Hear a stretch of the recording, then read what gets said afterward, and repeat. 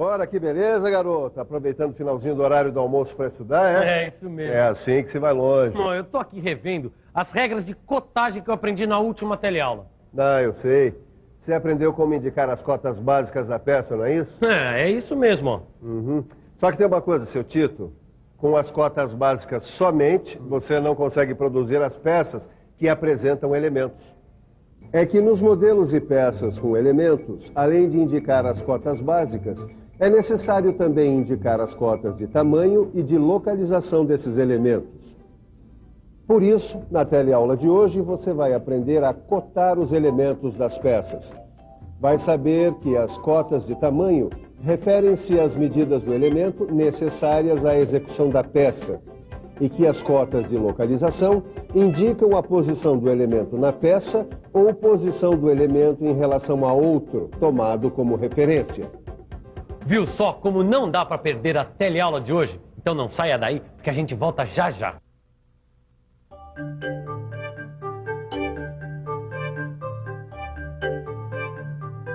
E aí, Ananias? O que é isso aí? Não reconhece mais um rebaixo? Pois agora você vai aprender a fazer a cotagem de rebaixo. Tá aí, como é que faz isso? Bom, para cotar o rebaixo, a gente precisa de duas cotas. A do comprimento e a da profundidade. Então deixa que eu faço isso. Ó, a cota do comprimento é igual a 36 milímetros. E a cota da profundidade é igual a 9 milímetros. Muito bem. Agora chega aqui para ver que a vista onde essas duas cotas são melhor representadas é a vista frontal. Você reparou que a largura do rebaixo coincide com a largura da peça? Reparei. É por isso que não precisa repetir essa cota para completar a ideia do tamanho do rebaixo. E assim, fica representado o modelo com as cotas básicas e as cotas do elemento. Agora, no caso dessa peça, não precisa marcar as cotas de localização do rebaixo, porque a sua posição já está determinada pelos próprios limites da peça. Angela, agora que o pessoal já entendeu com facilidade a cotagem de rebaixo, daqui pra frente vai ficar mais fácil, né? Ah, vai mesmo. Você podia mostrar a cotagem de rasgo. Tá bom, eu mostro. Bom, você já reparou que essa peça aqui, ela tem um rasgo central passante transversal? Pois é, para construir essa peça, além das medidas básicas, a gente vai precisar também das medidas do rasgo.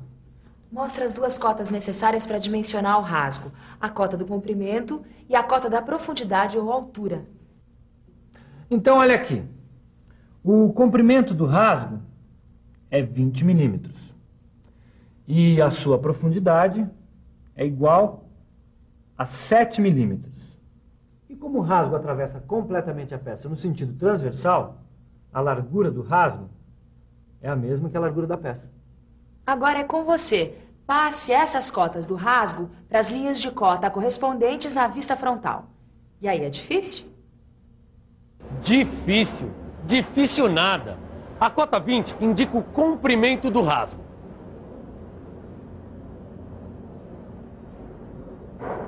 E a cota 7, a profundidade.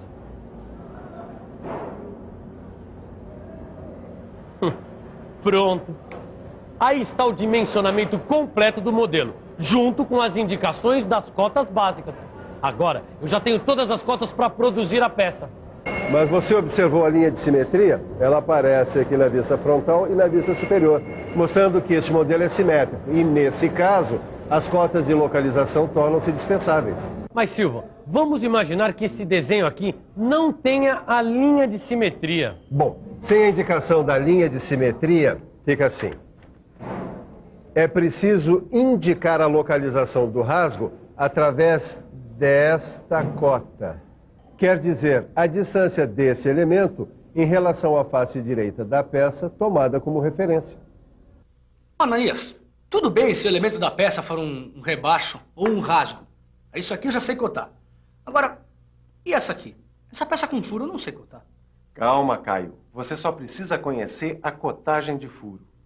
Tá, observe comigo esse elemento. Repare que o furo não está centralizado. Nesse caso, além das cotas que determinam o tamanho do furo, nós também precisamos das cotas de localização. A vista onde esse furo aparece com maior clareza é a vista frontal. Portanto, essa será a vista escolhida para a cotagem do elemento. Observe como isso é feito.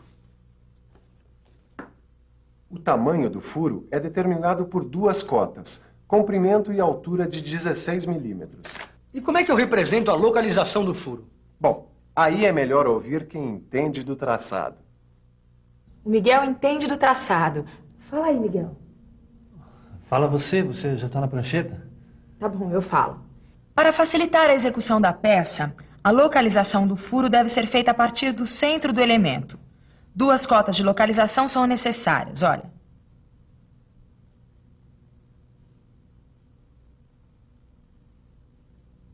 (15)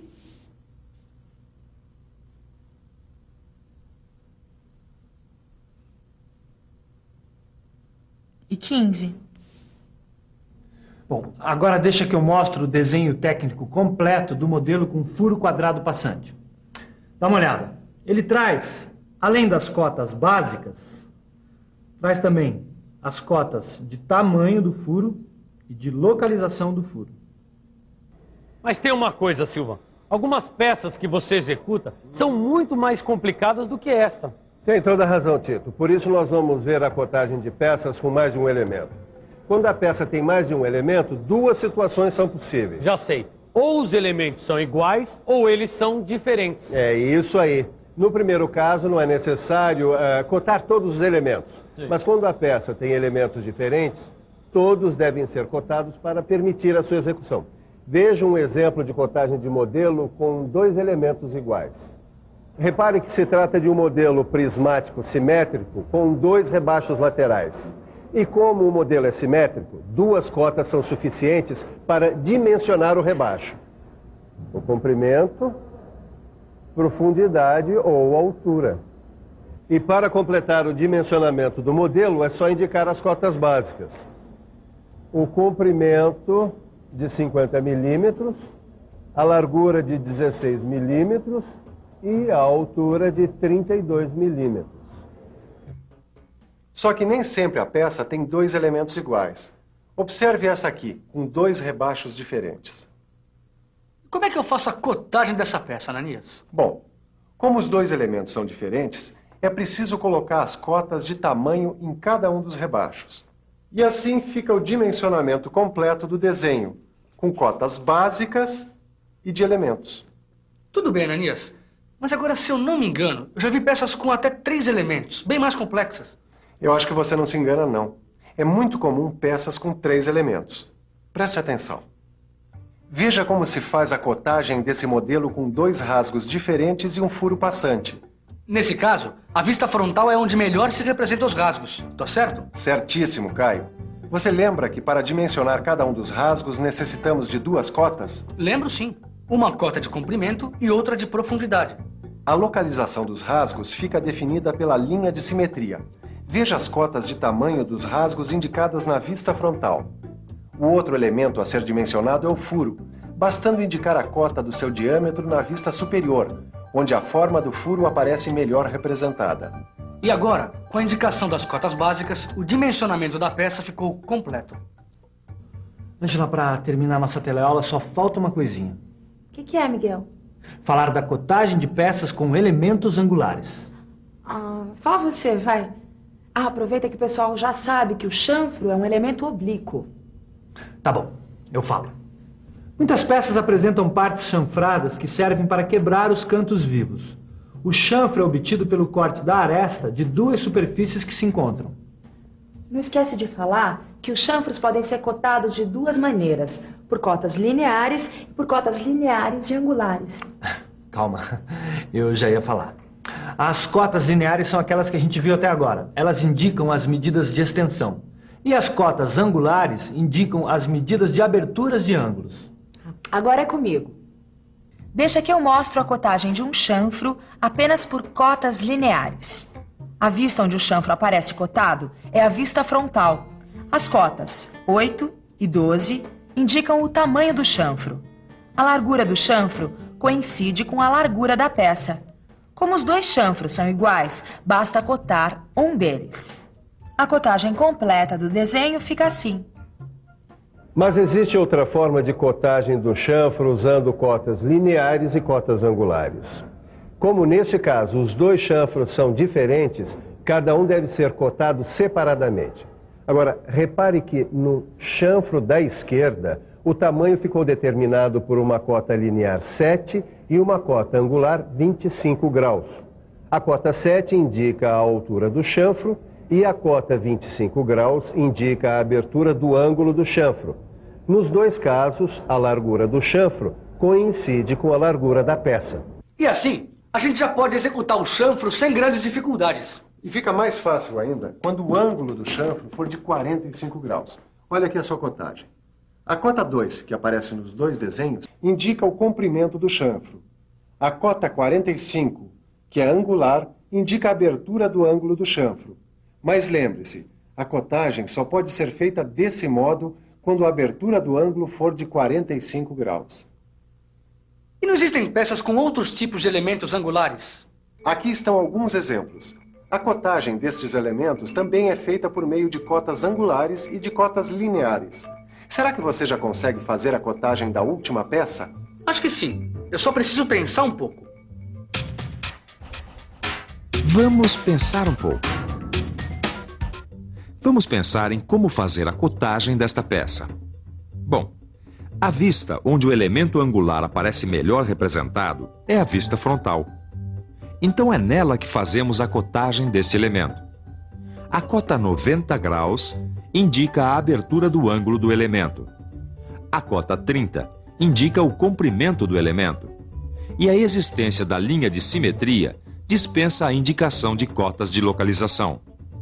Portanto, a cotagem completa da peça em duas vistas fica assim, sendo que as cotas 50, 25 e 28 são as suas cotas básicas.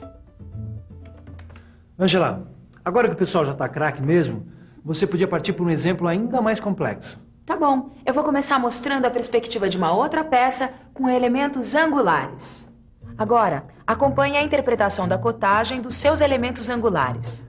Deixa que eu falo que as aberturas dos ângulos dos elementos angulares são 135 graus e 45 graus. O tamanho do elemento angular da direita é 45 graus, 4 milímetros e 18 milímetros.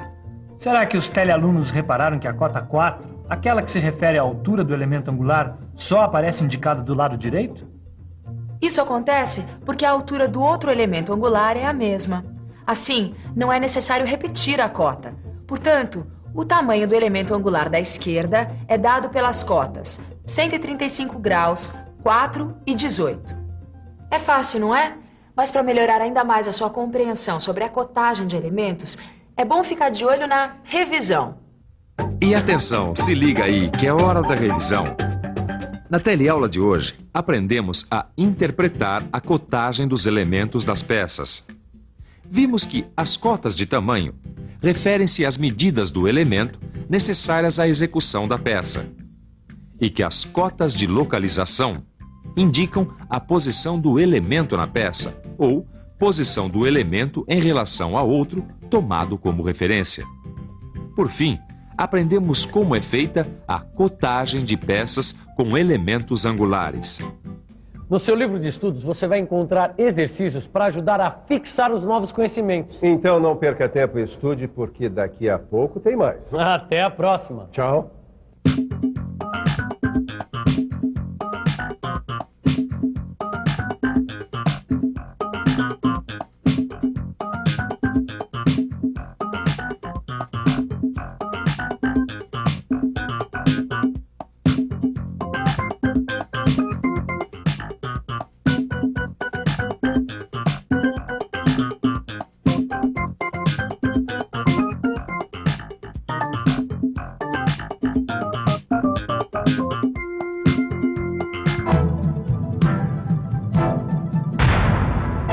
Telecurso 2000, um programa de educação do Sistema Fiesp e da Fundação Roberto Marinho.